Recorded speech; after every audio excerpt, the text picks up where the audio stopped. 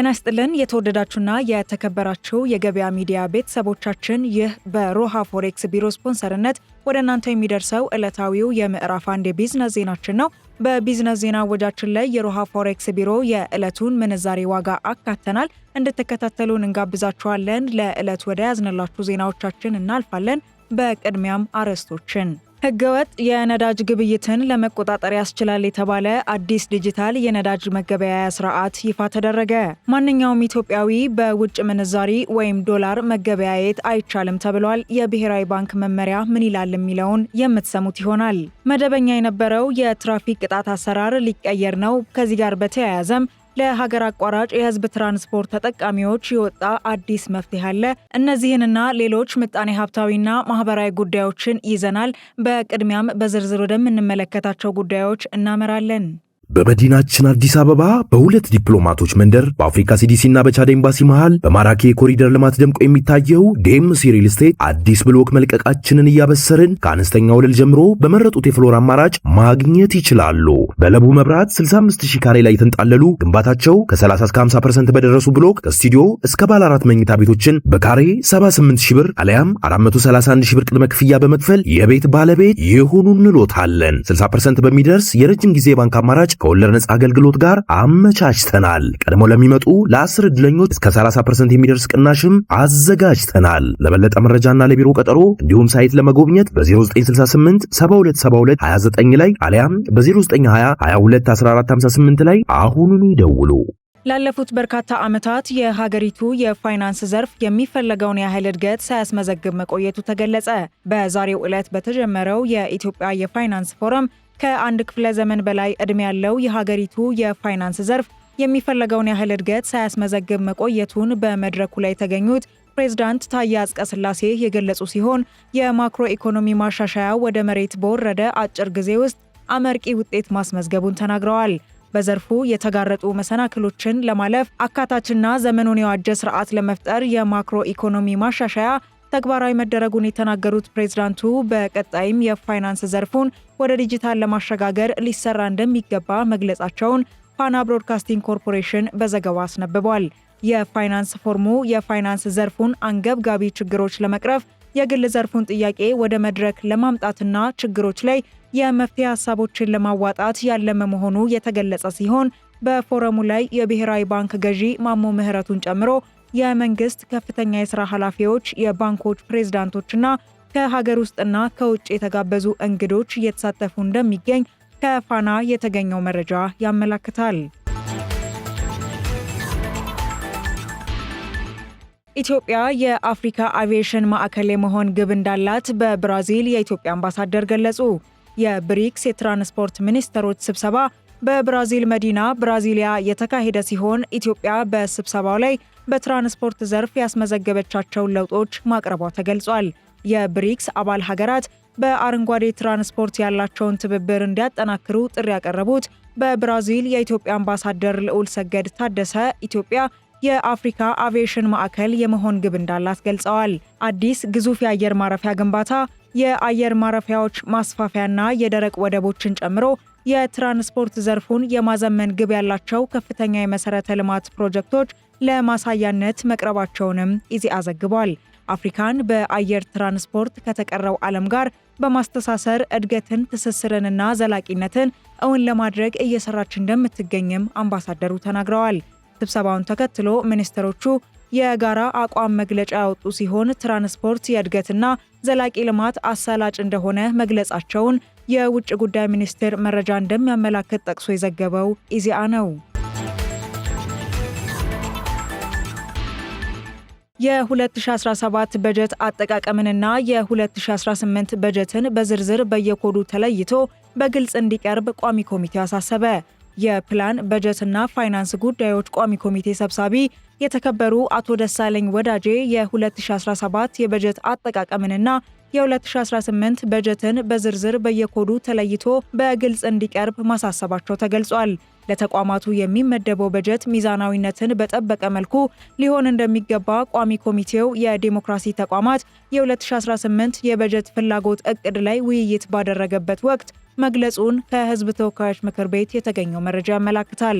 ቋሚ ኮሚቴው የተቋማቱን የ2017 በጀት ዓመት አፈጻጸምና የተመደበውን በጀትና የተደረገውን ጭማሪ በዝርዝር የተመለከተ ሲሆን ባለፉት 9 ወራት የተቋማቱን የበጀት አጠቃቀምና ገንዘብ ሚኒስቴር ለ2018 በጀት ዓመት ያስቀመጠውን የገንዘብ ጣራና የተቋማቱን የበጀት ፍላጎት በተመለከተ ዝርዝር ማብራሪያ ተሰጥቶበታል። የ2018 የበጀት ፍላጎታቸውን ያቀረቡ ተቋማት የሕዝብ ተወካዮች ምክር ቤት፣ የኢትዮጵያ ሰብአዊ መብቶች ኮሚሽን፣ የኢትዮጵያ ሕዝብ እንባ ጠባቂ ኮሚሽን እና የፌዴሬሽን ምክር ቤት መሆናቸውን ከሕዝብ ተወካዮች ምክር ቤት የተገኘው መረጃ ያስረዳል። በትራንስፖርት ዘርፍ ሀገር አቀፍ የተቀናጀ ዲጂታል ስርዓት ይፋ መደረጉ ተገለጸ።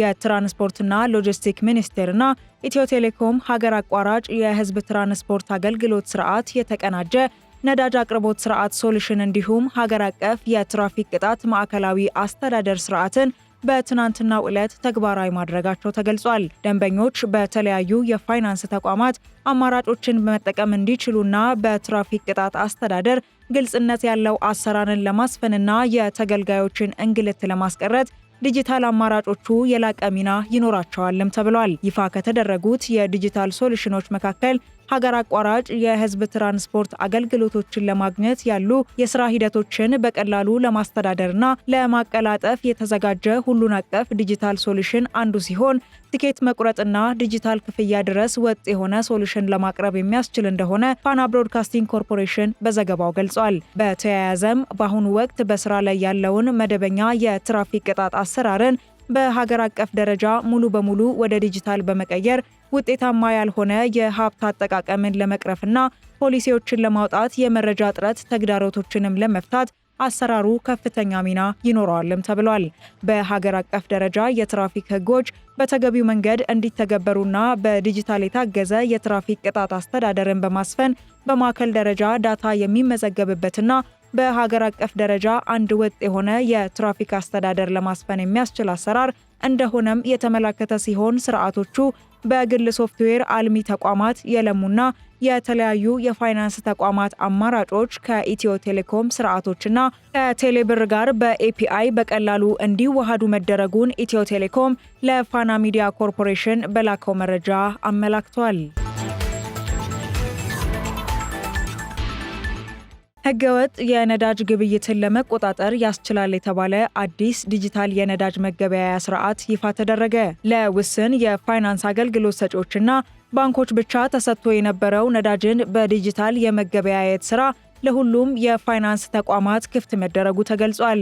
በግብይት ወቅት የሚፈጠርን የነዳጅ ህገወጥ ሽያጭ ለመቆጣጠር በሚል በቴሌብርና በኢትዮጵያ ንግድ ባንክ በኩል ብቻ ተጀምሮ የነበረው የነዳጅ ክፍያን በዲጂታል አማራጭ መክፈል በአሁኑ ሰዓት ሁሉንም የፋይናንሻል ክፍያ አማራጮችን በማካተት እየሰራ ሲሆን በትናንትናው ዕለትም ካቻ የዲጂታል ነዳጅ ክፍያ አማራጭን ወደ ገበያው አስገብቷል። መተግበሪያው ነዳጅ የሚቀዱ አሽከርካሪዎች በመተግበሪያው በኪዋር ኮድ በአጭር የጽሑፍ መልእክት ወይም በዩኤስኤድ በመጠቀም የሚገለገሉበት እንደሆነ የካቻ ዲጂታል ፋይናንሻል አገልግሎት ዋና ስራ አስፈጻሚ አብርሃም ጥላሁን መናገራቸውን አሃዱ ሬዲዮ ዘግቧል። ካቻ ዲጂታል ፋይናንሻል አገልግሎት ከትራንስፖርትና ሎጂስቲክ ሚኒስቴር ጋር በመተባበር መተግበሪያው አሁን ላይ በአዲስ አበባ በሚገኙ የተመረጡ ማደያዎች ወደ ተግባር እንዲገባ መደረጉም ተነስቷል። የካቻ ዲጂታል የነዳጅ መገበያያ ስርዓት በቀጣይ በሁሉም የኢትዮጵያ አካባቢዎች በሚገኙ ማደያዎች ወደ ስራ ለማስገባትና ክፍያዎችን ለማድረግ መታቀዱን አሃዱ ሬዲዮ በዘገባው አስነብቧል። ማንኛውም ኢትዮጵያዊ በውጭ ምንዛሪ ወይም ዶላር መገበያየት አይችልም ተባለ።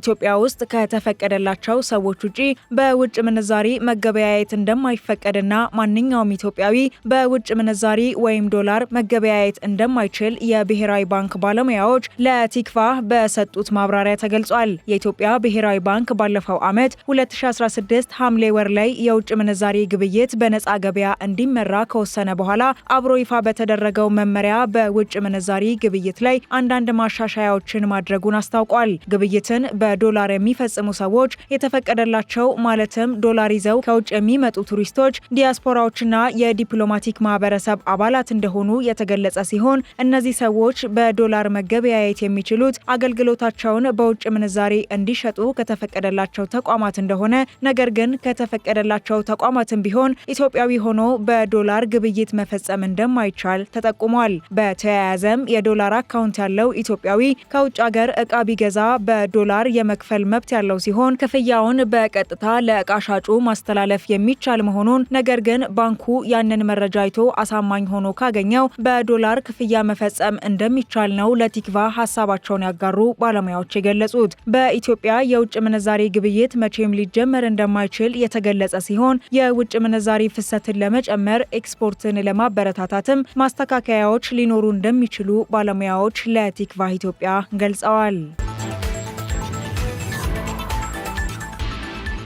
የተወደዳችሁ የገበያ ሚዲያ ቤተሰቦቻችን አሁን ደግሞ የዕለቱን የሮሃ ፎሬክስ ቢሮ የውጭ ምንዛሪ ተመን እናሳውቃችኋለን።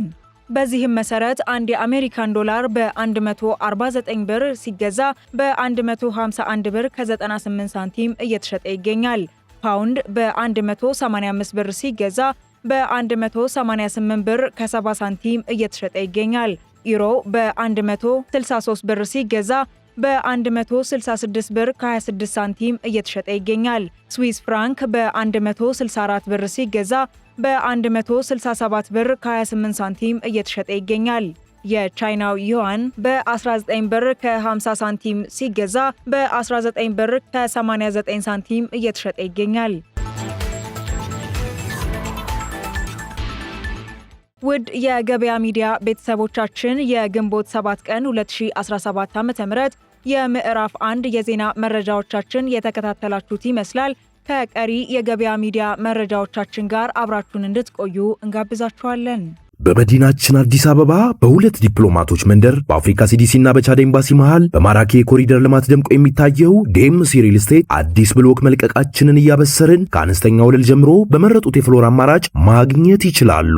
በለቡ መብራት 65000 ካሬ ላይ የተንጣለሉ ግንባታቸው ከ30 እስከ 50% በደረሱ ብሎክ ከስቱዲዮ እስከ ባለ 4 መኝታ ቤቶችን በካሬ 78000 ብር አለያም 431000 ብር ቅድመ ክፍያ በመክፈል የቤት ባለቤት ይሁኑ እንሎታለን። 60% በሚደርስ የረጅም ጊዜ ባንክ አማራጭ ከወለድ ነጻ አገልግሎት ጋር አመቻችተናል። ቀድሞ ለሚመጡ ለ10 ዕድለኞች እስከ 30% የሚደርስ ቅናሽም አዘጋጅተናል። ለበለጠ መረጃና ለቢሮ ቀጠሮ እንዲሁም ሳይት ለመጎብኘት በ0968 7272 29 ላይ አሊያም በ0920 22 1458 ላይ አሁኑኑ ይደውሉ።